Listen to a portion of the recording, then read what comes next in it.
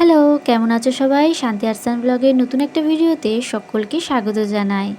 আজ বৃহস্পতিবার, এখন সকাল 9:30 বাজে। সকালে বৃহস্পতিবারে স্নান টান করে ঠাকুর দেওয়া কমপ্লিট। এখন রেডি হয়ে গেছি, অফিস যাব। আজকে আমি এত খুশি, তার কারণ হচ্ছে আজকে মা আসবে। ওই জন্যই এত খুশি। অনেক দিন মাকে দেখিনি, প্রায় 4-5 দিনের বেশি হয়ে গেছে।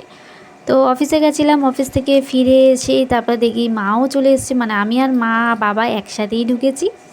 তো মা কী নিয়ে এসেছে সেটাই তোমাদের সাথে শেয়ার করছি। এই থালাটা নিয়ে এসেছে ঠাকুরের জন্য, আর মা আর ওখানে দুটো মামি ফটো তুলেছে, ওই ফটো দুটোই দেখাচ্ছে মা তো খুব খুশি ফটোগুলো। আর এটা হচ্ছে মা তারার ছবি, তোমরা দেখে তো চিনতেই পারছো। তারাপীঠেও গেছিলো মারা। আমি তো খুব মিস করেছি, কারণ একদম ভিডিও আমি গেলে তো প্রচুর ভিডিও করতাম, প্রচুর ভিডিও শেয়ারও করতাম তোমাদের সাথে। বাট কপাল খারাপ, যাওয়া হলো না, অতদিন তো ছুটি দেবে না। আর এই যে মঙ্গলসূত্রটা দেখছো, এটা নিয়ে এসেছি দিদির জন্য। সবার জন্য কিছু না কিছু নিয়ে এসছে, বাট সবসময় কি মাথায় থাকে?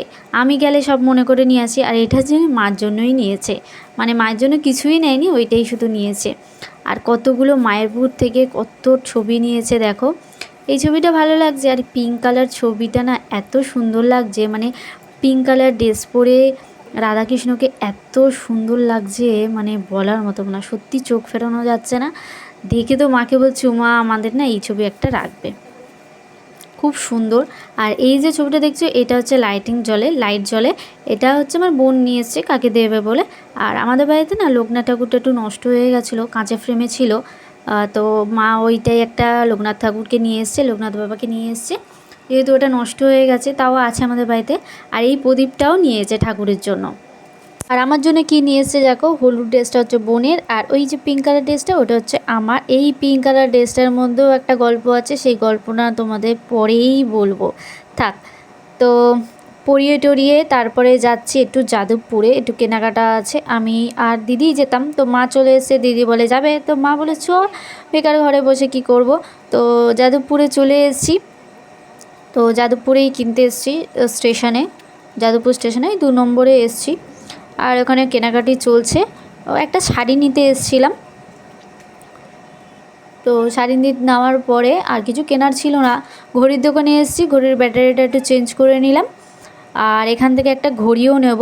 আমাদের ঘরের ঘড়িটা না, মানে দেয়াল ঘড়িটা, মানে ব্যাটারিটা চেঞ্জ করেছি, তাও ঘড়িটা মানে কোনো কাজ করছে না, মানে ঘড়িটা খারাপই হয়ে গেছে। তো পুজো থেকেই ভাবছিলাম একটা ঘড়ি নেবো, কিন্তু নেওয়াই হচ্ছিলো না। তো ফাইনালি একটা ঘড়ি নিয়েছি। কী ঘড়ি নিয়েছি বাড়ি গিয়ে দেখাচ্ছি।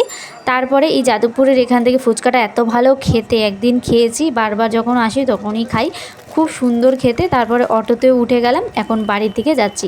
তো বাড়িতে চলে এসেছি। এই যে ঘড়িটা নিয়েছি, এই দেয়াল ঘড়িটাই নিয়েছি, হলুদ কালারের। কেমন লাগছে অবশ্যই কমেন্ট করে জানিও। অজন্তা, খুব একটা দামি ঘড়ি নিইনি, এই জাস্ট দেয়ালে লাগার জন্য। আর মা ঘড়ি দেখে, বাড়িতে কেউ যখন না থাকে তখন ছোটো ঘড়ি দেখতে পায় না, ওই জন্য বড়ো ঘড়ি নেওয়া হয়েছে, একটু বড়। তো বাড়িতে চলেও এসেছি, এখন ড্রেস ফ্রেস চেঞ্জ করো। তো আজকের জন্য ভিডিওটা এখানে শেষ করছি, নেক্সট ভিডিওতে দেখা হচ্ছে, বাই বাই।